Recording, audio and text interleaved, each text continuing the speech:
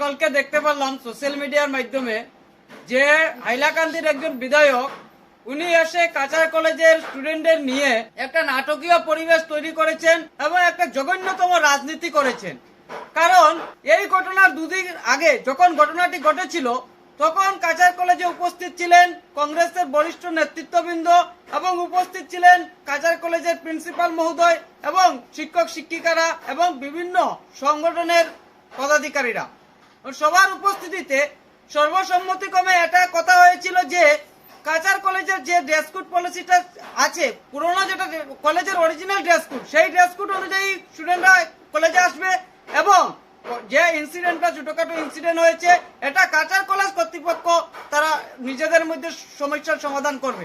কিন্তু তারপরেও দেখা গেল জুবাইর আলম হাইলাকান্দি থেকে এসে উনার বরিষ্ঠ নেতৃত্ব যে নেতৃত্ব দিয়েছে বরিষ্ঠ নেতৃত্ববৃন্দের কথা না মেনে এখানে এসে নোংরা রাজনীতি করলেন এবং এই ধরনের নোংরা রাজনীতিকে আমরা ধিক্কার জানাই এবং উনাকে বলে দিতে চাই যে স্টুডেন্টের নিয়ে রাজনীতি এবং কলেজকে নিয়ে রাজনীতি মঞ্চ বানানো এটা আমরা শিলচরবাসী কখনো হতে দেব না এবং এটা শিলচর এটা উনার মনে রাখা দরকার যে এখানে এসে নোংরা রাজনীতি করলে কেউ মেনে নেবে না।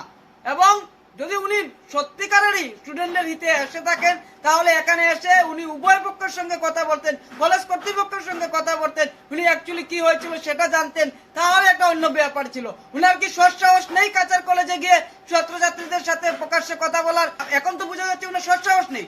উনার যদি সৎসাহস থাকতো তাহলে গিয়ে স্টুডেন্টদের সাথে কথা বলতেন উভয় পক্ষের সঙ্গে, এবং উনি উভয় পক্ষের সঙ্গে কথা না বলে এবং এক পক্ষের সঙ্গে কথা বলে একটা রাজনৈতিক রূপ দেওয়ার চক্রান্ত করেছেন।